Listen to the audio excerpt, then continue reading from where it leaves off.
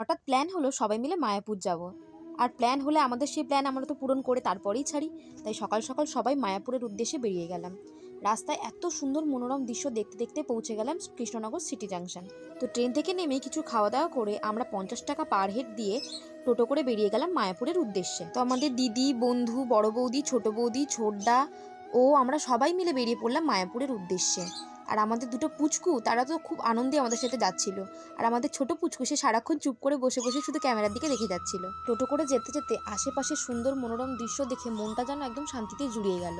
এই মনোরম দৃশ্য দেখতে দেখতে কখন যে আমরা আমাদের গন্তব্যস্থান ইস্কনে চলে গেলাম বুঝতেই পারলাম না। আশেপাশে এত দোকানপাট, মায়াপুর বিখ্যাত গোপী ড্রেস, এইগুলো দেখতে দেখতেই আমরা নেমে গেলাম টোটো থেকে। তো সেখানে নামতে নামতেই আমাদের সামনে হাজির হলেন একজন বৃদ্ধা মহিলা, যিনি আমাদেরকে সবাইকে কপালে তিলক লাগিয়ে দিচ্ছিলেন। আমাদের পুচকু তো খুব আনন্দে সে তিলকগুলো নিচ্ছিল আর খুব হাসছিল। মন্দিরে নেমে আমরা সবাই আড্ডাই আর কি মারতে মারতে চলে গেলাম গদা ভবনের দিকে। সেখানের মনোরম দৃশ্য দেখতে দেখতে আমরা চলে গেলাম টিকিট কাউন্টারে, কারণ বেলাটা অনেকটাই গড়িয়েছিল, তাই আমাদের প্রচণ্ড জোরে খিদে পেয়ে গেছিলো। তো টিকিট কাটতে এসে দেখি 40 টাকার টিকিটটায় প্রচুর লাইন পড়েছে। এদিকে নেহাদি এসে 80 টাকার টিকিটে লাইন দিয়েছে, কারণ নেহাদির মনে সব থেকে বেশি খিদে পেয়েছিল। তাই আমরা কি করলাম, আমরা তাই 80 টাকার টিকিটটা কেটে গদা ভবনের উদ্দেশ্যে রওনা দিলাম। তো আমরা স্পেশাল টিকিট কেটে ইস্কনের পাশে রাস্তা ধরে চলে গেলাম গদা ভবনের উদ্দেশ্যে। আমরা ভেবেছিলাম স্পেশাল টিকিটে হয়তো ভিড়টা অনেকটা কম হবে, কিন্তু না, আমরা এসে দেখি এখানে 8 পাক ঘোরার পরে তারপরেই আমরা খেতে যেতে পারবো। কিন্তু যখন 8 পাক ঘোরা কমপ্লিট করলাম তারপরেও দেখলাম খেতে যেতে পারলাম না। আরও একটা ব্রিজ ক্রস করে অনেক ভিড় ঠেলে তারপরেই আমরা ঢুকলাম গদা ভবনের ভিতরে। গদা ভবনের বাইরেটাও অপরূপ সুন্দরভাবে সাজানো ছিল। তো আমরা যখন ভিতরে ঢুকলাম সবার হাতে একটা করে থালা দিয়ে দেওয়া হলো। থালা নিয়ে সামনে এগোতে না এগোতেই আমাদের সবাইকে দিয়ে দেওয়া হলো ভাত। এখানে মনে হয় খাবার দেওয়া হয় বুফে সিস্টেমে। তো ভাতের পরে আমাদেরকে দিয়ে দেওয়া হলো ডাল, একটু এগোতে না এগোতে দেওয়া হলো ফুলকপি আলুর তরকারি। এসব নিয়ে এগোতে না এগোতেই আমরা চলে গেলাম সামনের দিকে। সামনে গিয়ে দেখি সবাইকে দেওয়া হলো একটা করে রুটি।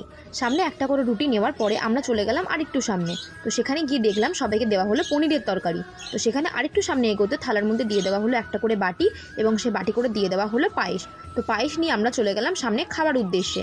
এখানে একটা কথা বলে রাখি, এখানে সবাইকে কিন্তু রুটি আর পায়েসটা একবার করেই দেওয়া হয়, আর বাকি খাবারগুলো তোমরা চাইলে অনেকবার নিয়ে খেতে পারো। আমাদের সবার খুব খিদে পেয়ে গেছিলো, তাই তাড়াতাড়ি সবাই খেতে বসে গেলাম এবং পুচকুকে আমি এখানে খাইয়ে দিচ্ছিলাম। তো খাওয়া দাওয়া শেষ করে আমরা নবদ্বীপের দিকে রওনা দিলাম। এখানে আমাদের শিপে জনপ্রতি 10 টাকা করে নিয়েছিল। শিপের মধ্যে কেবিনে ঢুকে দেখি কাকু এখানে ফোন ঘাঁটতে ব্যস্ত। তো সেই সুযোগে আমরা তোমাদেরকে কেবিনের ভিডিওটা শেয়ার করলাম। কেবিন থেকে বেরিয়ে শিপের ধারে একদম আমি নদীর কাছটায় গিয়ে ফটো তোলার চেষ্টা করছিলাম, কিন্তু আমি অনেক পোজ দিয়েছিলাম, কিন্তু আমাকে কেউ ফটোই তুলছিল না। জানি না কেন, হয়তো আমাকে দেখতে খারাপ, তাই আমাকে ফটো তুলছিল না। তো শিপটা একটু এগোতে না এগোতেই যেটা মেন আমরা জিনিস দেখতে এসেছিলাম সেটা হচ্ছে এখানে দুটো নদীর সংমিশ্রণ, একটা জলঙ্গি নদী, একটা ভাগীরথী নদী।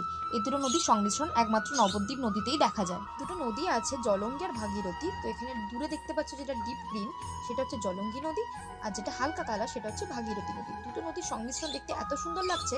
আর একটা কথা বলে রাখি, এই দুটো নদী কখনো একসাথে মেশে না। তো আমরা এইভাবেই ভাগীরথী নদীর ওপর থেকে যেতে যেতে পৌঁছে গেলাম নবদ্বীপ। আমরা নবদ্বীপ এসেছিলাম একমাত্র দুটো নদীর সংমিশ্রণ দেখবো বলে। আমরা নবদ্বীপটা পুরোপুরি ঘুরিনি, কারণ আমাদের মায়াপুর ফিরে যেতে হতো, কারণ আমরা চেয়েছিলাম মায়াপুরে সন্ধ্যারতি দেখবো। এই যে শিপটা আসছে, এই শিপটা করে আমরা আবার ফিরে যাবো মায়াপুরের উদ্দেশ্যে। তো মায়াপুরে ফিরে এসেই দেখলাম সন্ধ্যাবেলা মায়াপুরটাকে যেন আরও অপূর্ব সুন্দর লাগছিল। তো আমরা সন্ধ্যের দিকে একটু ঘুরতে না ঘুরতে দেখলাম দূর থেকে কারা যেন মশাল নিয়ে এগিয়ে আসছে। তো আমরা সেটা দেখে আরও সামনের দিকটা এগিয়ে যেতে থাকলাম। তো আমরা একটু সামনের দিকটা এগিয়ে যেতে দেখলাম যে সন্ধ্যা আরতি স্টার্ট হয়ে গেছে। সেখানে পুলিশরা গার্ড দিয়ে দিয়ে নিয়ে আসছে, এবং দেখলাম গরুর গাড়ির পিছনে করে রথে করে আমাদের শ্রী চৈতন্যদেব আসছে। ঠিক তার পিছনেই ছিল অনেক বড় বড় হাতি। তাদের বয়স ছিল অনেক অনেক পুরনো, তারা ছিল মনে হয় সে রাজরাজাদের সময় থেকে এইসব হাতি চলে আসছে। তো সেই হাতির মধ্যেই ছিল আমাদের ছোট্ট গোপাল সোনা। বছরের প্রত্যেকটা দিনই এমনিভাবে সন্ধ্যা আরতি দেওয়া হয়, কোনো স্পেশাল ডে বলে এখানে কিছু নেই। তোমরা যে কোনো দিনই যদি আসো প্রত্যেক দিনই দেখতে পাবে এরকম করে সন্ধ্যা আরতি দেওয়া হচ্ছে।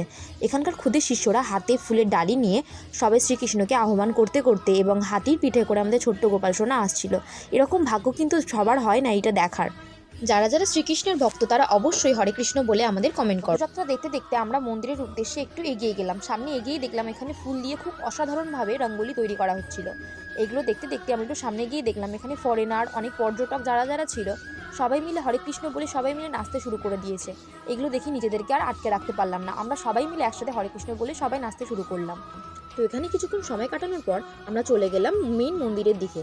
তো সেখানে কোনো ফোন ক্যামেরা অ্যালাউ ছিল না বলে তোমাদের সেখানকার কোনো দৃশ্যই তোমাদেরকে শেয়ার করতে পারলাম না। এখানে সন্ধ্যেবেলায় রাস্তায় রাস্তায় খুব সুন্দর সুন্দর রঙ্গোলি দেওয়া হয় এবং চারিদিকের এত সুন্দর মনোরম দৃশ্য এবং হরে কৃষ্ণ হরে রাম সংকীর্তন, এগুলো শুনলে তোমাদের বাড়ি যেতেই ইচ্ছা করবে না। আমাদেরও একদম বাড়ি যেতে ইচ্ছা করছিল না, কিন্তু কি করব, যেহেতু দুটো ছোটো ছোটো বাচ্চা আমাদের সাথে এসছে, তো আমাদের তো বাড়ি ফিরে যেতেই হতো। যেহেতু শীতকাল, রাতটাও অনেকটা ঠান্ডা হচ্ছে, অনেক রাত নামছে, অনেকটা দূর আমাদের যেতে হবে, তাই আমরা 7টার মধ্যে মায়াপুর থেকে কৃষ্ণনগরের দিকে রওনা দিলাম। তো মায়াপুর থেকে টোটো করে কৃষ্ণনগরে গিয়ে সেখান থেকে ট্রেনে করে আমরা ব্যারাকপুরের দিকে রওনা দিলাম। তখন বাজে রাত 10টা 16। এত রাতে আমরা ট্রেনে যাচ্ছি, ট্রেন পুরো ফাঁকা, আমরা ছাড়া এখানে কেউ নেই, 1-2টো লোকই ছিল। জানি না কেন পুচকু এত খুশি, আমরা দাদা বৌদি যাচ্ছিলাম বলেই হয়তো এত খুশি, বিরিয়ানি খাবে বলে।